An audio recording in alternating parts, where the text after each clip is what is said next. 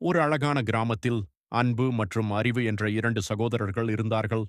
அவர்களுக்கு தங்கள் தாத்தாவென்றால் உயிர். ஒரு நாள் மாலை தாத்தா அவர்களை தோட்டத்திற்கு அழைத்துச் சென்றார். தாத்தா அவர்கள் கையில் இரண்டு சிறிய விதைகளை கொடுத்தார்.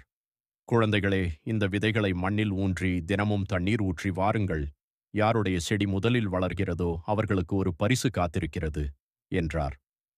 அன்பு ஆர்வமாக தினமும் தண்ணீர் ஊற்றினான். ஆனால் அறிவு சீக்கிரம் வளர வேண்டும் என்ற ஆசையில் மண்ணை தோண்டி விதையை பார்த்து கொண்டே இருந்தான். சில நாட்கள் கடந்தன. அன்புவின் செடி அழகாக முளைத்து வந்தது. ஆனால் அறிவின் விதை வளரவே இல்லை. வருத்தத்துடன் அறிவு தாத்தாவிடம் கேட்டான், தாத்தா, நான் தினமும் கவனித்தும் என் செடி ஏன் வளரவில்லை? தாத்தா சிரித்துக்கொண்டே சொன்னார், மகனே, செடி வளர்வதற்கு தண்ணீரை விட பொறுமை மிக முக்கியம். நீ அடிக்கடி மண்ணை தோண்டி பார்த்தால் வேர் எப்படி பிடிக்கும்? தவறை உணர்ந்த அறிவு அன்று முதல் பொறுமையாக செடியை கவனித்தான். சில நாட்களில் அவனது செடியும் பூத்து குலுங்கியது. தாத்தா இருவருக்கும் இனிப்புகளை வழங்கினார்.